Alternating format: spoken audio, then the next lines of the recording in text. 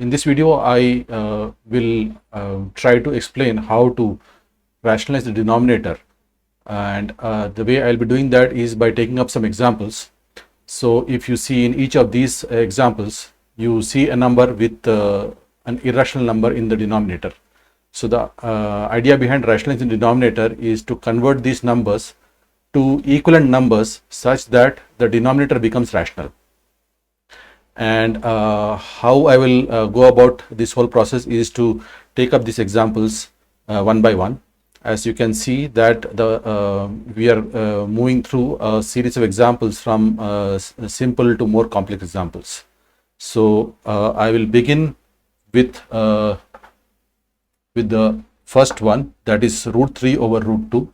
So here we have root 3 over root 2. Now we know that if we multiply root 2 by root 2, we get a rational number which is 2. So that is what we will be using here. What we will do is we will go ahead and take this root 3 by root 2 and multiply both the numerator and the denominator by root 2. You know that if we do that, we will still be getting an equivalent number. So when we do this, in the numerator we get square root of 3 times 2, and the denominator becomes 2, and as a result we get root 6 over 2, and this, as we can see, has come to a form in which the denominator is a rational number.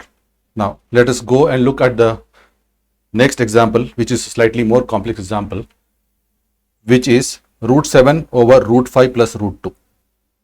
Root 7 over root 5 plus root 2. Now here, if you see the denominator root 5 plus root 2 is slightly more complex than what we saw earlier. So here what we will do is we will make use of the identity that you would have come across earlier, that is a plus b times a minus b equals a squared minus b squared. So how we will go about doing this is to take this number root 7 over root 5 plus root 2 and multiply the numerator and denominator by square root of 5 minus square root of 2. So in the numerator, and in the denominator also square root of 5 minus square root of 2. So when we do this, the denominator becomes square root of 5 the whole squared minus square root of 2 the whole squared, and the numerator becomes square root of 7 times square root of 5 minus square root of 7 times square root of 2. Now as you can see, the denominator now will neatly turn out to 5 minus 2, and the numerator we can write it as square root of 7 times 5 minus square root of 7 times 2, and hence we end up with this number square root of 35 minus square root of 14 over 5 minus 2 is 3. So here again we have ended up with a number in which the denominator is a rational number. So now let us go on to the next example. The next example is a slightly more complex one than the example number 2, which says root 5 over root 7 plus root 3 minus root 10. So let me write that down. Root 5 plus over root 7 plus root 3 minus root 10.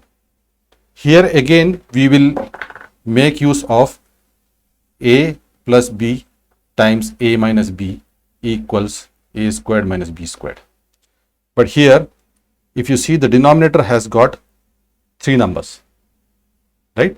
So obviously we will need to group 2 numbers together and leave out the other one. So we can have this as a and this as b, or alternatively we can have this as a and this as b. Now I will not, although it is possible to group it either way and arrive at the answer, what I will do here is to make use of the fact that if you see under the square root sign here, you have a 7 and here you have a 3, and if you see 7 plus 3 equals 10, which is this 10. So what I will do is, because this is the case, I am going to group these two together. So let me clear the board and write it again. Square root of 5 over square root of 7 plus square root of 3 minus square root of 10. So what I'm going to do is I'm going to group these two together. So this is going to become my A and this is going to become my B. Now,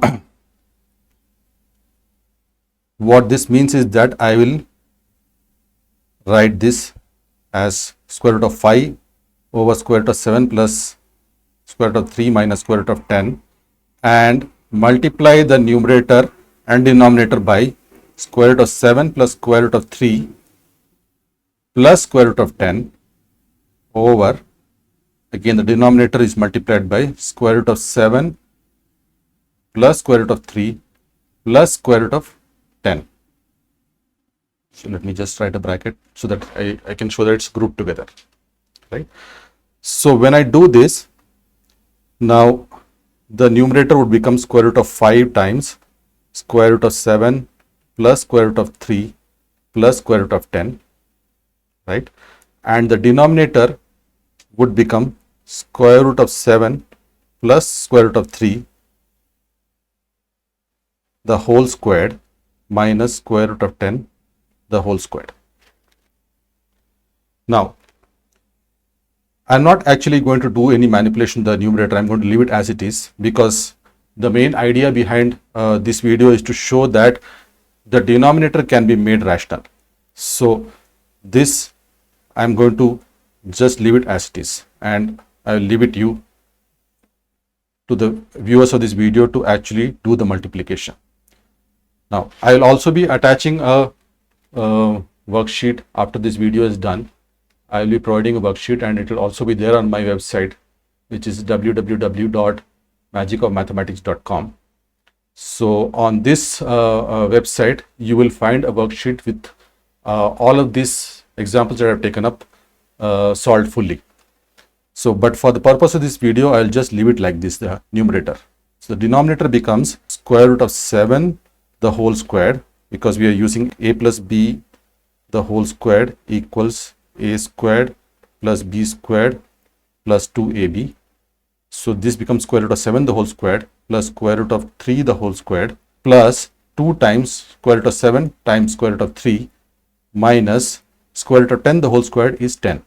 And then if you notice here, this square root of 7 the whole squared becomes 7. So I can replace this with this 7, and this square root of 3 the whole squared becomes 3.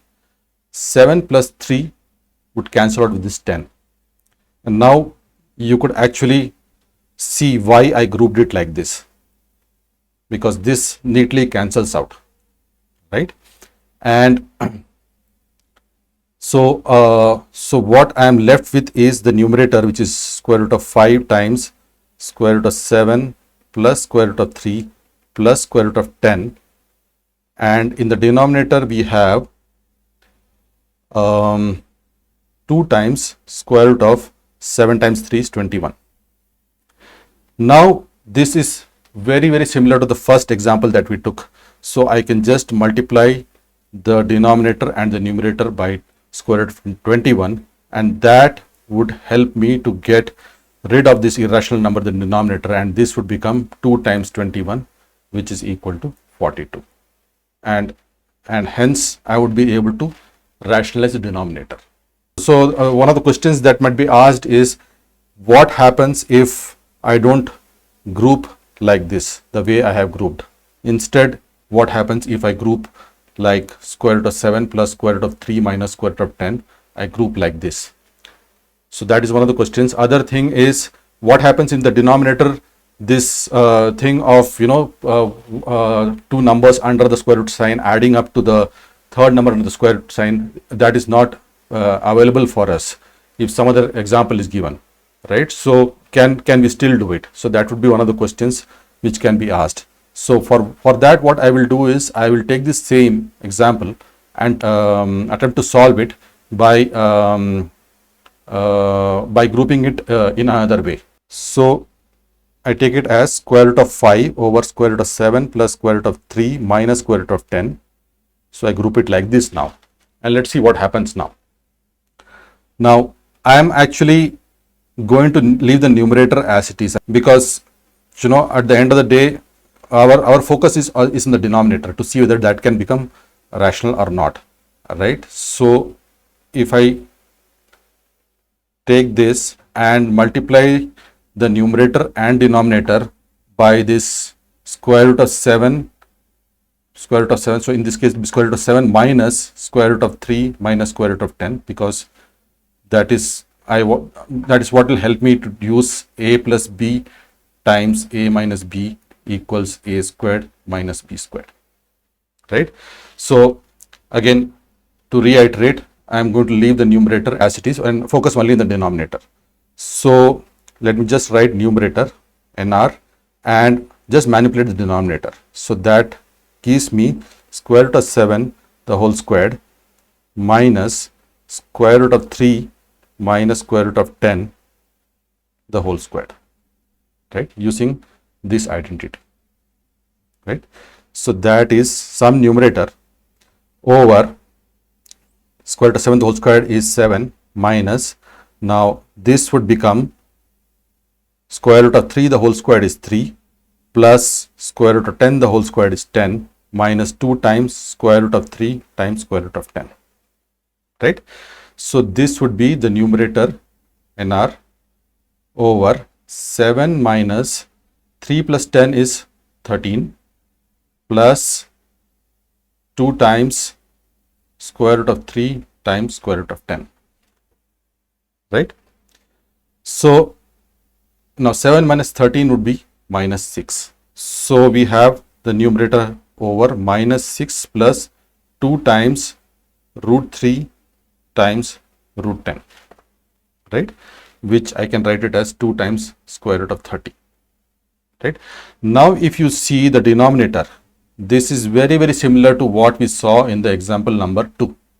Now again, what we would have is the numerator over, we can write this as 2 times square root of 30 minus 6 and multiply both numerator and denominator by 2 times square root of 30 plus 6 in the numerator and in the denominator.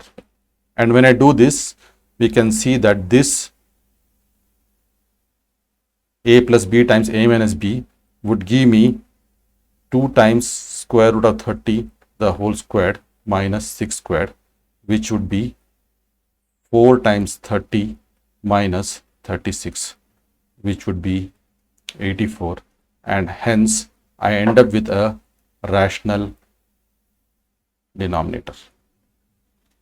Let's go back to the set of examples. So we took care of example 1, 2 and 3, right? And now let's look at example number 4, which says square root of 3 over square root of 5 plus square root of 7 minus square root of 2. So square root of 3 over square root of 5 plus square root of 7 minus square root of 2. Now again, if you see here, this 5 plus this 2 gives this 7. So it makes sense for us to group this with this. So if we do that, this becomes square root of 3 over square root of 7 plus square root of 5 minus square root of 2. So that way I brought both of these together. So if I do this, then as before, I can just group this and multiply the numerator and denominator by square root of 7 minus square root of 5 minus square root of 2. The numerator also by the same thing. And if I do this, I will be able to use a plus b times a minus b equals a squared minus b squared. And then, and once this is done, the process is very much similar to what we saw in the earlier examples. So I will not go further for this. Let's go on to the next example. So we looked at this. Now let us look at the next one, which is example number 5, square root of 2 over square root of 5 minus square root of 3 minus square root of 2. Square root of 2 over square root of 5 minus square root of 3 minus square root of 2. Again, if you see here, this 3 and this 2, they total up to 5. So it makes sense to group these two together, right? So let us do that. And if we do that, we have to keep in mind that when we pull out this minus sign here and we put a bracket, automatically this would become square root of 3 plus square root of 2. So this is something that we will need to take care of. And once we have taken care of that, then the process is exactly the same. The numerator and the denominator gets multiplied by square root of 5 plus square root of 3 plus square root of 2, so that we can make use of a minus b times a plus b equals a squared minus b squared. And then once we have done that, the entire process is exactly the same as we have seen before. Let's go on to the next example. So we have taken care of this 5. So we have 2 more left. So now let's look at square root of 3 over square root of 3 plus square root of 7 minus 2. Now here, what we have to keep in mind is that this 2 is actually square root of 4. So if we can think of this 2 as square root of 4, then we know that this 3 plus 4 is 7. So we need to group this and this together. So that is what we need to do here to make life easy for us. So square root of 3 over square root of 3 minus 2 plus square root of 7. We can write it like this. Once we write it like this, then exactly same as before, the numerator and denominator needs to be multiplied by a minus b, assuming that this is a plus b. So this is a and this is b. We need to multiply that by a minus b. So we come back to what is example number 7. So 6 has been done. Let me just mark it off. So what is example number 7? Now this looks slightly more complicated than the previous ones, right? Now here we have four numbers in the denominator. So let us see how to do this, right? So let me just write this down. Root 2 over root 3 plus root 6 plus root 2 plus root 5. Okay. Again here, if we want to make use of a plus b times a minus b equals a squared minus b squared, it would make sense to group two of these together, call them as a, call this as a and call this as b. So we can group whichever way we want and we can proceed further, and ultimately we will end up rationalizing the denominator, right? But it would help if we can notice something about this and group accordingly. That is, as before, we can notice that this 3 plus 5 gives us 8 and 6 plus 2 also gives us 8. So if you notice this, we can group this as square root of 2 over square root of 3 plus square root of 5. So take this and this, group this together, plus square root of 6 plus square root of 2, right? So if we group it like this, we can multiply the numerator and denominator by square root of 3 plus square root of 5 minus square root of 6 plus square root of 2. So multiply the numerator and denominator by this same number minus square root of 6 plus square root of 2, right? When we do this, now again the focus is not on the numerator. The numerator would get multiplied and give something, right? The focus is on the denominator to see whether we can rationalize denominator. Now here, if we call this as a and this is b, a plus b times a minus b would give a squared. So this is a minus b, this is a plus b, a minus b would give a squared minus b squared, right? So this would become root 3 plus root 5 the whole squared minus root 6 plus root 2 the whole squared, right? Now that would, again, write just nr for numerator, that would give us Now root 3 plus root 5 the whole squared would be root 3 squared plus root 5 squared plus 2 times root 3 times root 5. So that would be 3 plus 5 plus 2 times root 3 times root 5. And similarly here you would have 6 plus 2 plus 2 times square root of 2 times square root of 6. Right? So now if you see, you have equal to some numerator over 3 plus 5 8, 8 plus 2 times root 3 times root 5 minus 8 minus 2 times root 2 times root 6. Now you can see that this 8 will get cancelled out, and this is the reason why we actually grouped it the way we did.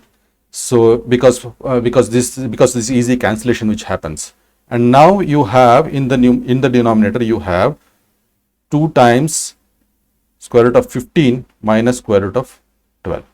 Now this is very similar to what we saw in the previous examples, and we can go ahead and rationalize it further. So let's just go back here. Yeah, so all the examples taken care of. So hope you found this useful, and please do visit the website www.magicofmathematics.com and the YouTube channel for further videos, and hope to see you again soon.